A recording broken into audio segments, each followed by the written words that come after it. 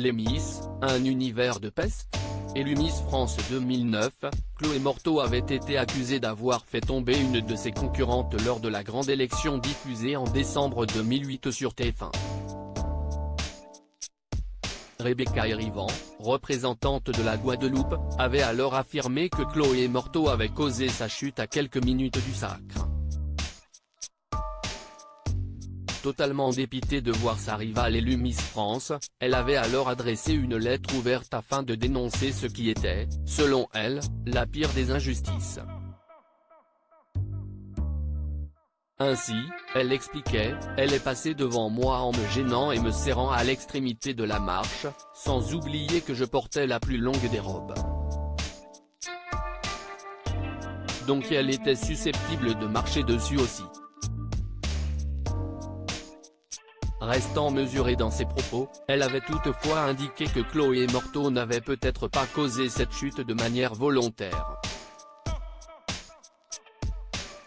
Je ne dis pas que si est un acte volontaire de sa part, donc elle ne serait pas entièrement responsable, mais je dis que sa présence à mes côtés, avec la chute qu'elle a provoquée, ne m'a pas valu ma place parmi les 5 dernières finalistes, avait-elle confié.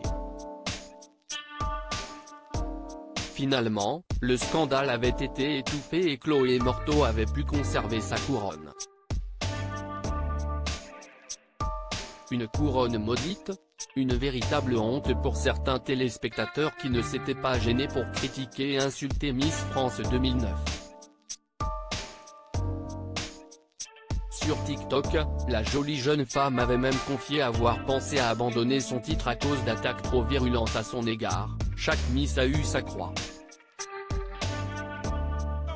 Élodie Gossuin, si est celle dont on a dit qu'elle était un homme. Valérie Bègue, c'était la sulfureuse. Moi, c'était la Miss pas sympa. Je ne m'attendais pas à une telle violence. J'ai été à 2 doigts de démissionner. Par ailleurs, Chloé Morteau avait également eu des problèmes au moment de son élection régionale, lors du sacre de Miss Albigeois Midi-Pyrénées, quelques mois avant l'élection de Miss France, en 2008.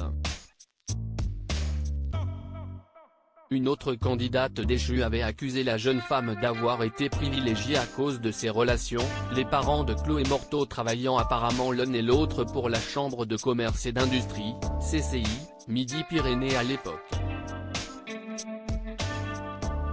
Cette dernière a finalement été lavée de tout soupçon, le tribunal estimant qu'aucun lien de subordination ou de parenté n'était établi entre Chloé Morteau et l'un quelconque des membres du jury.